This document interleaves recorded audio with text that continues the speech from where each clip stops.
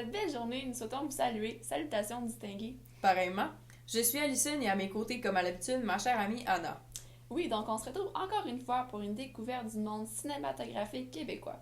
Pas plus tard qu'hier soir, Alison et moi avons visionné le film Une colonie de Geneviève Duluth, une nouveauté très intéressante. Le film est apparu sur nos télévisions québécoises au début novembre 2019. C'est un trésor québécois qui a été tourné ici, chez nous, à Sorel-Tracy. On suit l'entrée au secondaire d'une jeune fille appelée Milia qui vit de l'anxiété sociale due à son passé. Devant faire preuve d'autonomie en s'éloignant de sa famille, elle découvrira vite les concepts de la conformité, de l'amour, de l'amitié et de la famille tout au long du film. Milia tient beaucoup à sa jeune sœur, mais se retrouve à la négliger en voulant se prouver digne du groupe de filles populaires. Elle prend du temps à réaliser que c'est aux côtés de Jimmy, un Abenaki, de sa classe qu'elle peut être elle-même. L'histoire met l'accent sur une protagoniste du nom de Milia. La complexité de son personnage est due au fait qu'elle a un passé sombre. Plus jeune, elle a été victime d'intimidation par rapport au métier de sa mère. Donc, certains ont confondu danseuse exotique avec danseuse contemporaine.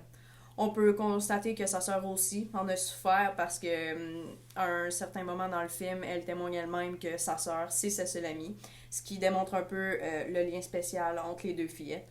Nous pensons également qu'on peut dire que la sœur d'Emilia apporte une sorte de touche humoristique. Son innocence est mignon et parfois on l'envie presque. Nous trouvons ça triste aussi pour Melia car elle a tellement été attaquée auparavant qu'on a l'impression qu'à certains moments du film, elle se blâme elle-même pour le divorce de ses parents. Également, on croit que le lieu où habite Jimmy est un élément important dans l'histoire puisqu'il démontre une réalité actuelle, soit le racisme chez les Autochtones. Abenaki représente son identité et il démontre l'appartenance de l'adolescent pour son origine. Sans même savoir sa langue Abenaki, il est toujours rapide à défendre sa culture. On peut prendre exemple l'instant durant son cours d'histoire où il a été attaqué indirectement par deux étudiants.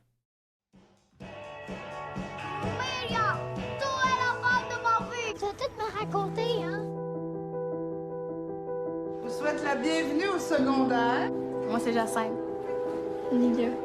Des fois, les gars sont un peu bébés et immatures. Tout le monde sait qu'ils bossent. Ils seront pas intéressés par des petites filles qui ont jamais rien fait. T'es-tu déjà allée, sa réserve? Ma mère, elle voulait pas que j'y aille, là, parce qu'elle dit qu'on sait jamais ce qui peut arriver là-bas. J'en ai pas de problème, moi, c'est toi qui capote pour rien. T'étais jeune, là. T'étais-tu du genre dépassé dans une cahier coloré? Je comprenais pas trop pourquoi il y avait déjà quelque chose à faire. Tout au long de l'histoire, on se sent très proche d'Emilia et on vit les événements à travers ses yeux.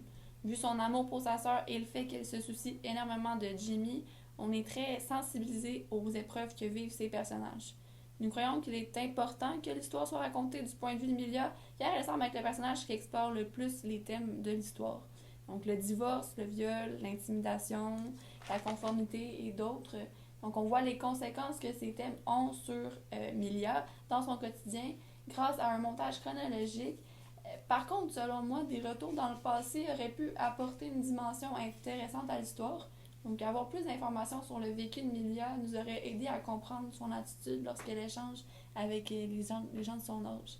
Effectivement, je pense que des retours en arrière auraient été une bonne idée parce qu'on en aurait appris davantage sur Milia, l'intimidation qu'elle a vécue, ce qui a créé pas mal son anxiété sociale. Est-ce que c'était de l'intimidation verbale, de l'intimidation physique, puis on irait même jusqu'à savoir ce serait peut-être quoi la vraie cause du divorce de ses parents. Exactement, mais ça enlève rien au film parce que grâce aux gros plans sur les visages des personnages puis aux angles de prise de vue, on a tendance à dramatiser les événements puis les émotions.